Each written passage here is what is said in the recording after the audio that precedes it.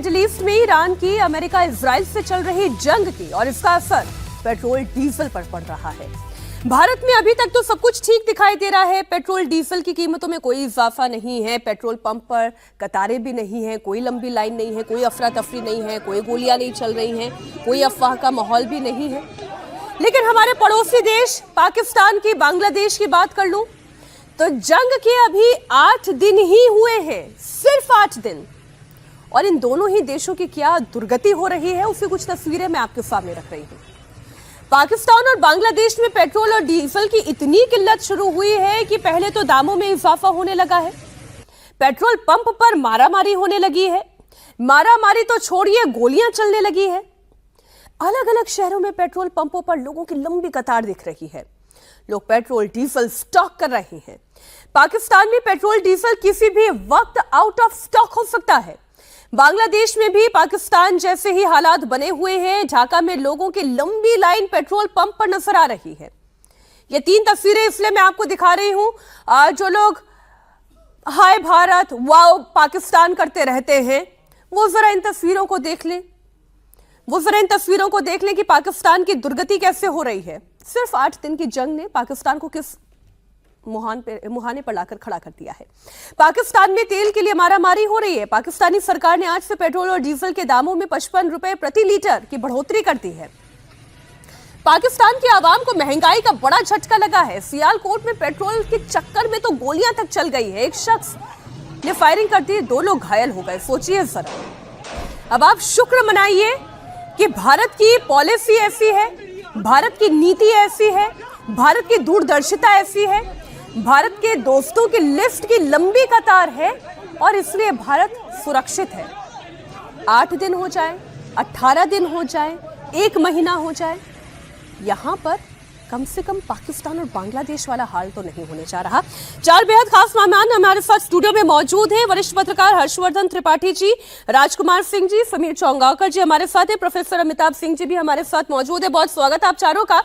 हर्षवर्धन जी, हाय चल रहा था, लोग नियम बता रहे थे कि भारत को क्या करना चाहिए, लोग सलाह दे रहे थे मोदी जी को किसका साथ देना चाहिए, किसके लिए दुआएं करनी चाहिए, किसके दोस्त बनके तो किसके दुश्मन बनके खड़ा होना चाहिए। यही सारी पट्टी पढ़ाई जा रही थी ना, डिप्लोमेसी सिखाई जा रही थी। आज ये भारत की डिप्लोमेसी है कि भारत रूस से तेल खरीदता है, भारत अमेरिका से तेल खरीदता है, भारत ईरान से भी दूर नहीं है, भारत वेनेजुएला से भी तेल खरीदता है। कहां से तेल नहीं खरीद रहा है भारत? देखिए मीनाक्षी, सबसे पहले तो ये कि भारत की नीति ज्यादा मजबूती के साथ संतुलन वाली हुई है। संतुलन की कोशिश भारत हमेशा करता रहा और मैं बार बार कहता हूं कि विदेश नीति के मामले में किसी इंडिविजुअल की, किसी पार्टी की, किसी पार्टी लीडर की न तो नीति हो सकती है और ना उसके आधार पर टर्म डिक्टेट किया जा सकता है कि फॉरेन पॉलिसी ऐसे तय करिए, क्योंकि कई ऐसी गुंजाइश होती है, कई ऐसी चीजें होती है जो आप जब टेबल पर बैठते हैं बार्गेन करने के लिए तो देश के हितों को बचाते हुए बहुत सी चीजें आप छोड़ते हैं, बहुत सी चीजें पकड़ लेते हैं। नरेंद्र मोदी ने एक अलग किस्म का डॉक्ट्राइन प्रस्तुत किया है और वो दुनिया देख रही है। हम फिलिस्तीन और इजराइल दोनों देशों में उनके सर्वोच्च सम्मान के हकदार अगर अपने प्रधानमंत्री को होते हुए देखते हैं तो इससे बड़ा उदाहरण कुछ नहीं हो सकता। बिल्कुल ठीक, बिल्कुल। अगर सारी गल्फ कंट्रीज प्रधानमंत्री को अपना मित्र कहने लगती हैं और मोदी को सबसे बड़ा सम्मान देती तो इससे बड़ा उदाहरण नहीं हो सकता है। लेकिन भारत में जो पॉलिटिक्स है ना, वो मतलब जहां गई है, और कई लोग कहते हैं कि विपक्ष पर यह सवाल क्यों खड़ा, सत्ता पक्ष पर भी तो होना चाहिए, उसके जवाब बिल्कुल मांगे जाने चाहिए। लेकिन क्या भारत ने हितों के साथ, देश के हितों के साथ कहीं पर भी कोई समझौता किया है? तो ट्रंप के पहले कार्यकाल, बाइडेन के बीच में एक कार्यकाल और ट्रंप के दूसरे कार्यकाल तक कहीं ऐसा दिखता नहीं। अभी जो डील है उसमें साफ साफ दिख रहा है कि भारत ने उससे पहले यूरोपीय यूनियन, ब्रिटेन और दूसरे गल्फ कंट्रीज सबसे डील कर ली, जिससे अमेरिका पर दबाव पड़ा। अब भारत को यह भी पता था कि यह आता हुआ दिख रहा है, यानी ट्रंप ईरान पर आक्रमण करने वाले हैं। शायद यह भी एक वजह रही होगी कि वो अपना एक, जिसको कहते हैं ना कि नाराज नहीं करना है, सीधे लड़ाई नहीं करना है, अपने रास्ते चलना है, अपने आप को बढ़ाना है। अब उसके बीच में देखिए पलट के फिर से आ गया कि वो कह रहे हैं भैया हम तो कह रहे हैं 30 दिन के लिए तेल लो।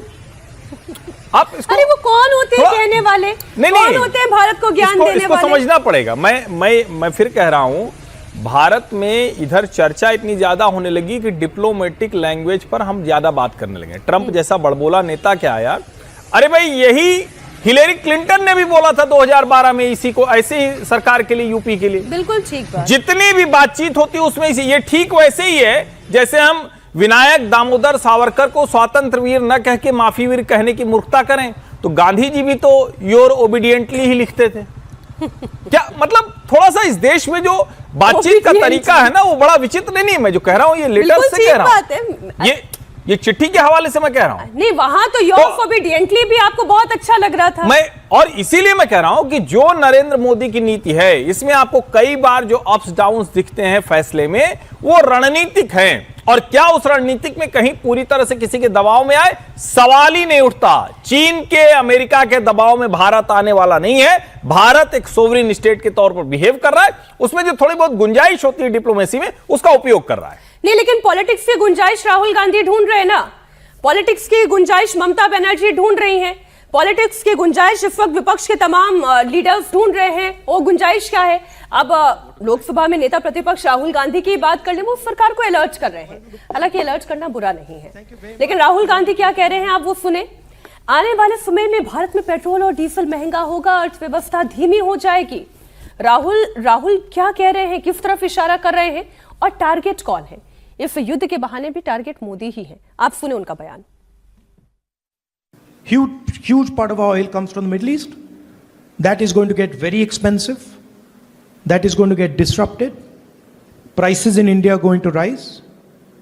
Fuel in India is going to become more expensive. Economic growth in India is going to slow down. And so we have to be very careful about what we do.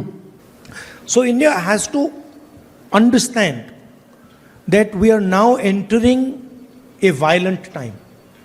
Dangerous time. So we have to be very clear on what our policy positions are, on why we do what we are doing, and how we are maneuvering through this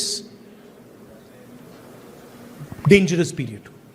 Because if we don't, and we get caught in the fight, then we are in serious trouble. अब जो बात राहुल गांधी कह रहे हैं वो क्या कह रहे हैं कि हम एक बहुत खतरनाक समय में जाने वाले हैं, और अगर हमने अब मैन्यूवरिंग करनी शुरू नहीं की, या हम क्या कर रहे हैं, क्यों कर रहे हैं, किस लिए कर रहे हैं, ये अगर हमने नहीं समझा तो फिर बहुत बड़ा संकट खड़ा होने जा रहा है। तो मैं एक डेटा दर्शकों के सामने रख देती हूं। रशिया से हम $51.3 बिलियन का तेल खरीद रहे हैं। रशिया से नंबर 1 बात तो वो जो लोग ये कह रहे थे कि डोनाल्ड ट्रंप कह रहे हैं कि 30 दिन हम रशिया से तेल खरीद सकते हैं, नहीं, हम इतना तेल ऑलरेडी खरीद रहे हैं। हम फरवरी 2026 का डेटा ये कहता है कि हम प्रतिदिन 10 लाख बैरल तेल ऑलरेडी खरीद रहे हैं, हर दिन खरीद रहे हैं। तो सिर्फ मिडिल ईस्ट से हमारा तेल का व्यापार नहीं हो रहा है, लेकिन फिर भी जो राहुल गांधी कह रहे हैं कि इराक से $28.6 बिलियन का, सऊदी अरब से $19.3 बिलियन का, यूएई से $13.7 बिलियन का, और अमेरिका से भी $5 बिलियन का। इसमें वेनेजुएला का भी आंकड़ा मैंने सामने नहीं रखा है, वरना वेनेजुएला से भी हम तेल खरीद रहे हैं और वहां पर भी हमारी तेल की आपूर्ति हो रही है। तो पहली बात ये कि जो हमारी मैन्यूवरिंग है, अगर मैं गलत नहीं हूं प्रोफेसर साहब, तो हमारी मैन्यूवरिंग ऑलरेडी बहुत अच्छी चल रही है। देखिए, ट्रंप साहब ने इस समय जो रियायत दी है सो कॉल्ड, वो अपने राष्ट्रीय हित में उन्होंने किया है।